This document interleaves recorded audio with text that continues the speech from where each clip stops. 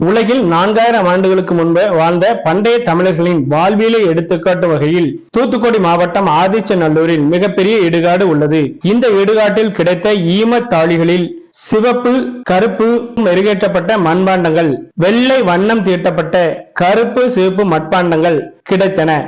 இது மட்டுமின்றி 125 ஏக்கர் பரப்பளவு உள்ள அந்த ஆதிச்சநல்லூர் பரம்பு பகுதியில் ஆதி நாகரிகமாக இந்த நாகரிகம் இருந்துள்ளது. இது குறித்து பல்வேறு ஆய்வுகள் மேற்கொள்ளப்பட்டதை தொடர்ந்து 2021ஆம் ஆண்டு மத்திய அரசு தொல்லியல் ஆய்வு மேற்கொண்டதில் தொல்லியல் சுற்றுலா மையத்தை இங்கு அமைத்துள்ளது. 2023ஆம் ஆண்டு தொல்லியல் ஆய்வு மையம் கட்டுவதற்கு இடம் தேர்வு செய்யப்பட்டு அதற்கான பணிகள் தொடங்கப்பட்டுள்ளன. இந்த பட்ஜெட்டில் ஆதிச்சநல்லூர் பகுதியை சர்வதேச கலாச்சார மையமாக மாற்றுவதற்கான அறிவிப்பை மத்திய நிதி அமைச்சர் திருமதி நிர்மலா சீதாராமன் அறிவித்துள்ளார். இதன் மூலமாக இந்த அறிவிப்பானது இந்த பகுதியினுடைய வளர்ச்சி, சுற்றுலா வளர்ச்சி மேம்படும். தூத்துக்குடி மாவட்டம் ஏரல் வட்டத்தில் நடைபெற்ற உங்களை தேடி உங்கள் ஊரில் திட்ட முகாமில் மாவட்ட ஆட்சித்தலைவர் கே இளம்பகவத் வீடு வீடாக சென்று பொதுமக்களிடம் குறைகளை கேட்டார். மக்களை நாடி மக்கள் குறைகளை கேட்டு உடனுக்குடன் தீர்வு காண அரசு இயந்திரம் களத்திற்கே வந்து செயலாற்றும் வகையில் உங்களை தேடி உங்கள் ஊரில் என்ற திட்டம் தமிழக அரசால் செயல்படுத்தப்பட்டு வருகிறது.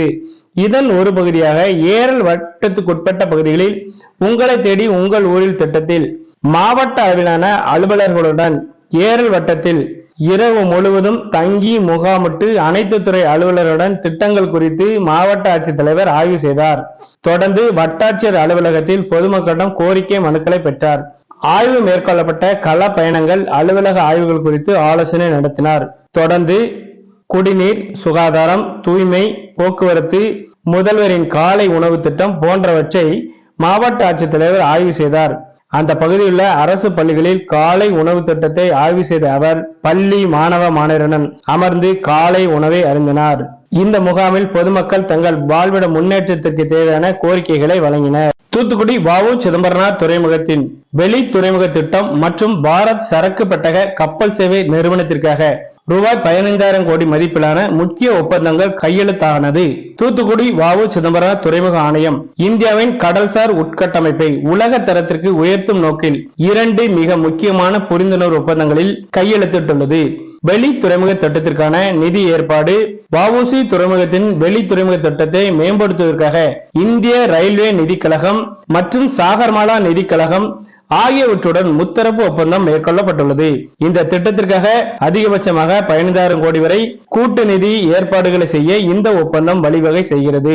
HAM முறையில் அலை தடுப்பு சுவர் கட்டுதல், ஆழப்படுத்தும் பணிகள் மற்றும் நில மீட்பு பணிகள் முன்னெடுக்கப்படும்.